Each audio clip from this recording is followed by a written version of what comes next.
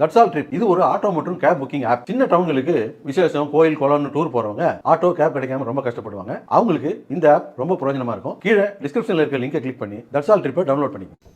அதிமுகவில் காலாவதியான தலைவர்களுக்கு திமுகவில் அமைச்சர் பதவி கொடுக்கிறார்கள் என முன்னாள் அமைச்சர் RB உதயகுமார் விமர்சித்துள்ளார்.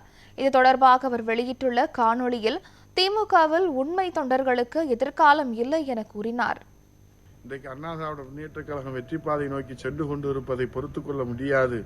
தோல்வி பயத்தால் 22 கட்சிகளை சேர்த்துக் கொண்டு அண்ணா திராவிட முன்னேற்ற கழகத்தை காலாவதியானவர்களை எல்லாம் நான் கரையேற்றுகிறேன் என்று வாக்குறுதி அளித்து இன்றைக்கு பதவி கொடுத்து இன்றைக்கு திமுகவில் இருப்பவர்கள் எல்லாம் ஆட்சியிலும் அதிகாரத்திலும் அமைச்சர்களாக இருப்பவர்களாம் கருணாநிதி இடத்திலே பயிற்சி பெற்றவர்களா, ஸ்டாலின் இடத்திலே பயிற்சி பெற்றவர்களா, பேரறிஞர் அண்ணா இடத்திலே பயிற்சி பெற்றவர்களா என்றால் நிச்சயமாக இல்லை.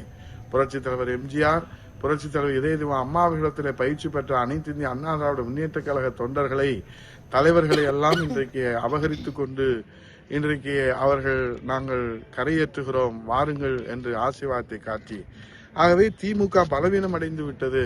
திமுகவினுடைய தொண்டர்கள் மீது நம்பிக்கை இழந்த ஸ்டாலின், திமுகவின் தொண்டர்கள் மீது அவநம்பிக்கை கொண்டிருக்கிற ஸ்டாலின் இன்றைக்கு அம்மாவினுடைய பயிற்சி பெற்ற மாணவர்களை, அம்மாவிடத்திலே புரட்சி தலைவரிடத்திலே பயிற்சி பெற்ற மாணவர்களை, இன்றைக்கு காலாவதியான அந்த தொண்டர்களை எல்லாம், தலைவர்களை எல்லாம் நான் கரையேற்றுகிறேன் என்ற ஆசீர்வாதத்தை காட்டி அமைச்சர் பதவி வழங்கி இங்கிருந்து அங்கே சென்றவர்கள் எல்லாம் இன்றைக்கு அமைச்சர்களாக அவர்கள் பதவியை வகிப்பதற்கு காரணம் திமுகவினுடைய உண்மை தொண்டர்களுக்கு இனி திமுகவிலே வாழ்வு இல்லை, அவர்களுக்கு எதிர்காலம் இல்லை என்பதை சூட்சமாக சொல்லுகின்ற வகையிலே தான் நேற்றைய கூட்டமும் அதற்கு சாட்சியாக அமைந்திருக்கிறது.